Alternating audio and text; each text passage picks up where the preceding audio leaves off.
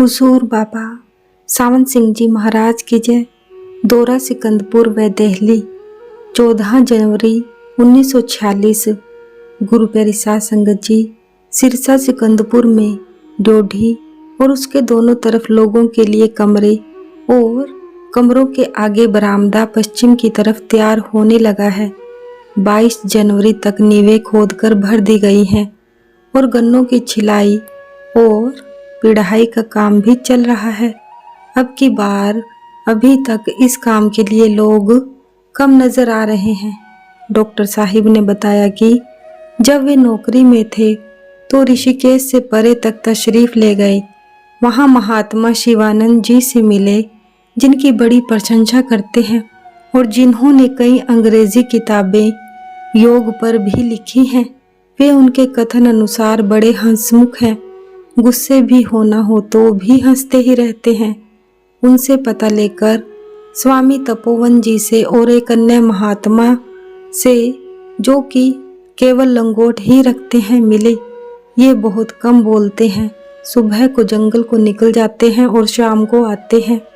केवल एक शिष्य सेवा करता है। ये दोनों महात्मा सादा जीवन व्यतीत करते हुए बहुत खुश दिखाई दिए। फिर कैम्बलपुर में जब वे सिविल सर्जन थे तो एक बीमार स्त्री को देखने गए।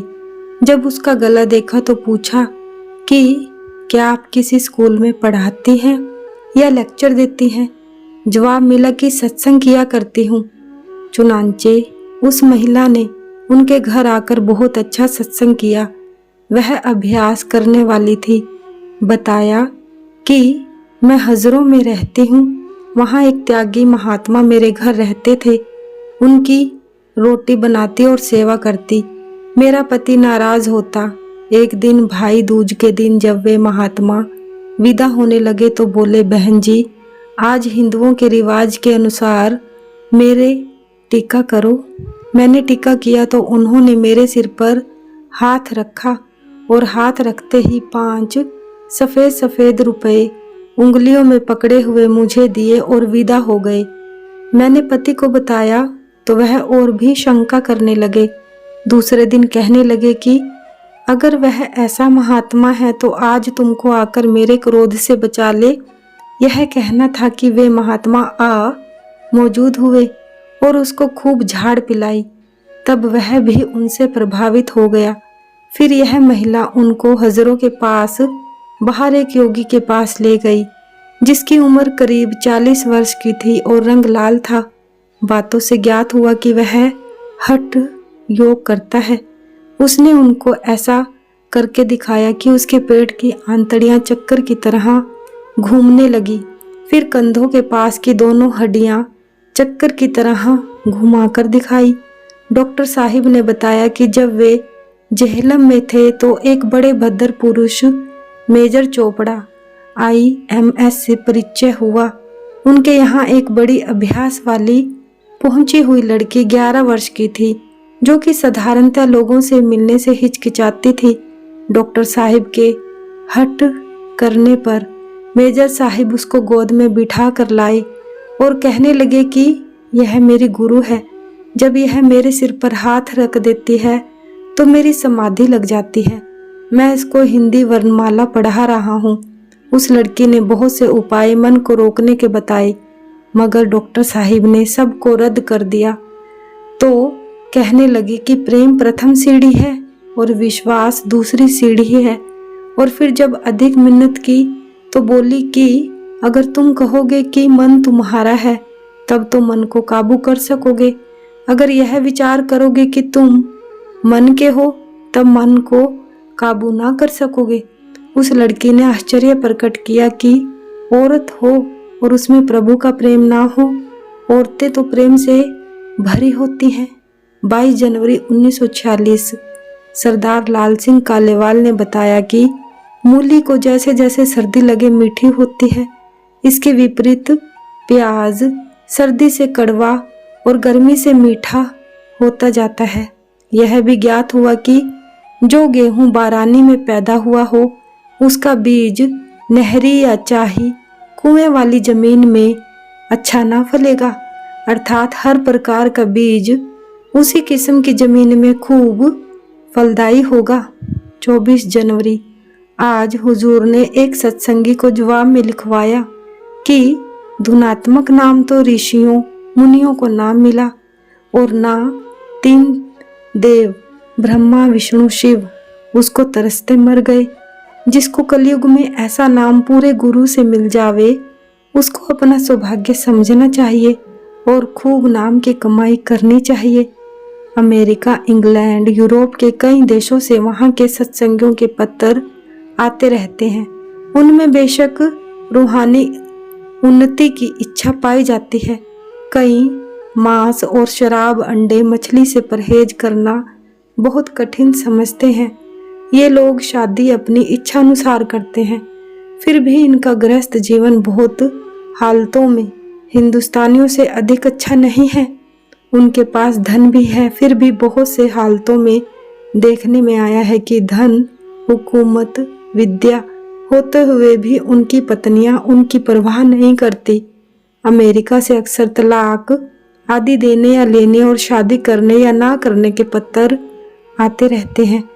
अब एक और बात लड़ाई के कारण पैदा हो गई है कि पति तो अपनी पत्नियों को तलाक देना चाहते हैं मगर पत्नियां उनको छोड़ना नहीं चाहती।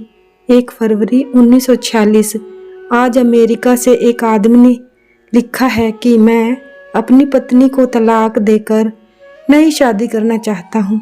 जवाब दिया गया कि क्या ही अच्छा हो अगर दूसरी शादी न करो, बल्कि आध्यात्मिक उन्नति और मन को खड़ा करने का प्रयास करो। संसार का कोई भी रस आंतरिक रस के आनंद और शांति का मुकाबला नहीं कर सकता। 3 फरवरी को सिरसा में सत्संग शाम के 4:30 बजे हुआ। श्री गुरु ग्रंथ साहिब में जह देखा तह दीन दयाला, आए न जाई प्रभु कृपाला, और स्वामी जी की वाणी में से धन्य धन्य धन धन्य प्यारे क्या कहूँ महिमा शब्द की लिया गया और पूरे गुरु की पहचान के विषय पर मलार की वार का 26वां श्लोक पढ़ा गया। हुजूर यह श्लोक अक्सर सुनाया करते हैं। गुरु कीरत अप्रोक्ष करे, जस बांधव मीत प्रोक करे, भरत दास जसे कर्मात कहे, अबला सुत ऊप कभी न कहे। 7 फरवरी 1946 आजकल एक मुसलमान बाबू सत्संगी आए हुए हैं जिनकी बिरादरी इस कारण से उनसे नाराज है कि वे हिंदू के सेवक हैं। हुजूर ने फरमाया कि मैं न हिंदू हूँ, न मुसलमान और न सिख। तुम उनसे कह दो कि वे मेरे पास आकर मुझसे बातचीत करें। मैंने तुमको सच्चा मुसलमान बनाया है क्योंकि उनके पास जाहिरी कलमा है, तुम्हारे पास बातिनी आंतरिक कलमा है। इस बात में हिंदू लोग बड़े उदारचित हैं। चाहे कोई वामपंथी हो, चाहे नास्तिक हो, चाहे राधा स्वामी हो, चाहे सिख हो, चाहे सनातनी हो या आर्य समाजी हो। हिंदू सोसाइटी धार्मिक विश्वास के कारण किसी हिंदू को जाति से बाहर नहीं करती। फिर हुजूर ने फरमाया कि संतों की दया पशु पक्षी पेड़ों तक पर होती है। चुनांचे एक बार आगरा में एक सुनार का इकलौता बेटा जो स्वामी जी महाराज का सत्संगी था मरने लगा। उसका बाप रोया, वह लड़का हंसा और कहने लगा कि मैं तो जीने लगा हूँ, मरने नहीं लगा।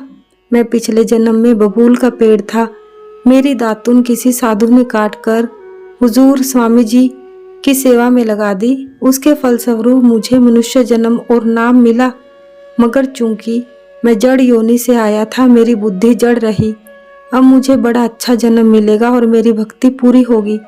इस तरह जब हुजूर बाबा जी महाराज खैरागली तशरीफ ले गए तो एक दिन दोपहर के समय नौकर से पूछा, कोई बासी रोटी है? और रोटी लेकर एक घायल टट्टू को, जिसके जख्मों से दुर्गंध आती थी, स्वयं अपने हाथ से खिलाने लगे। भाई मोहन सिंह हेड क्लर्क चिल्लाया कि बाबा जी उसके नजदीक ना जाओ, इससे दुर्गंध आती है। बाबा जी महाराज ने फरमाया कि तुमको पता नहीं यह कौन है? हुजूर कहने लगे कि इसका यह परिणाम होगा कि इस टट्टू को अगला जन्म इंसान का मिलेगा। गृहस्थी संतों से दुनिया को बहुत लाभ पहुंचता है। अगर हुजूर त्यागी होते तो इन असंख्यों का कैसे फायदा कर सकते? गोया कुल मालिक की अत्यंत दया इस दुनिया पर आजकल हो रही है कि गृहस्थी संत भेजकर सब प्रकार से हम कलयुग के कमजोर निर्बल जीवों का फायदा कर रहा है। जो लोग बाह्य आंख से देखते हैं और संत मत से अनजान हैं, वे भले ही हुजूर को एक बड़ा दुनियादार और संभव है स्वार्थी समझे, परंतु यह उनकी सख्त भूल है। वे संतों की दया से खाली रहेंगे। मौलाना रूम ने कहा है, एक और अज हक दीदा खवाह अर्थात ए अंधो परमात्मा से आंखें मांगो। और हाफिज ने कहा है, जाहदे जाहर प्रस्त अज हाले माँ आगाह नेस्त दर हके माँ हरचे गोयत जाए हेच अकराह नेस्त।